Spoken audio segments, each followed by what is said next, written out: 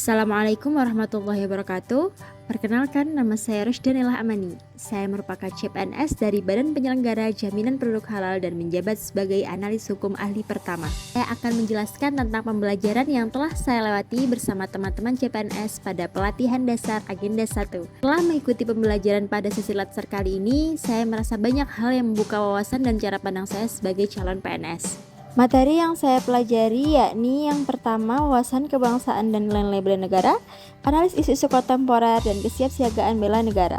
Yang pertama yakni wawasan kebangsaan dan nilai-nilai bela negara. Wawasan kebangsaan sendiri merupakan cara pandang bangsa Indonesia terhadap diri dan lingkungannya dengan mengedepankan persatuan, kesatuan, serta kepentingan nasional berdasarkan nilai-nilai Pancasila, Undang-Undang Dasar 1945, dan Bhinneka Tunggal Ika. Ada 4 hal yang sangat penting dikenal sebagai 4 konsensus dasar kebangsaan yang isinya bukan hanya aturan formal, tapi fondasi hidup berbangsa yang harus kita pegang, yakni Pancasila sebagai nilai dasar, Undang-Undang Dasar 1945 sebagai landasan hukum, Bhinneka Tunggal Ika jadi pengingat bahwa perbedaan itu kekuatan, dan NKRI sebagai bentuk final negara yang harus dijaga bersama. Bela negara sendiri merupakan sikap dan tindakan warga negara, termasuk ASN, dalam menjaga kedaulatan, keselamatan, dan keutuhan negara melalui peran sesuai profesinya.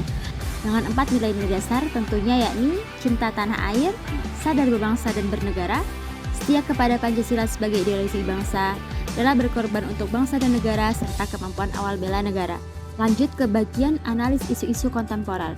Saya menjadi makin paham bahwa tantangan kita sebagai ASN ke depan tuh semakin kompleks dan dinamis. Isu-isu kontemporer merupakan permasalahan-permasalahan aktual yang sedang terjadi di masyarakat dan berdampak terhadap tata kelola pemerintahan serta pelayanan publik. Beberapa contoh isu kontemporer yang saya pelajari antara lain korupsi, yakni penyalahgunaan kekuasaan untuk keuntungan pribadi yang merugikan negara dan rakyat, terorisme, tindakan kekerasan yang bertujuan menciptakan ketakutan demi kepentingan ideologi tertentu, cybercrime, kejahatan yang dilakukan lewat internet seperti penipuan online, peretasan, pencurian data, menyebarkan berita hoax, dan lain-lain.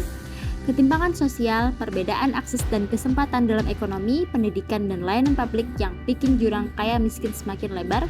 Narkoba, penyalahgunaan obat-obatan terlarang yang merusak kesehatan, merusak generasi bangsa, dan memicu kejahatan lainnya. Dan masih banyak lagi isu-isu kontemporer yang lain.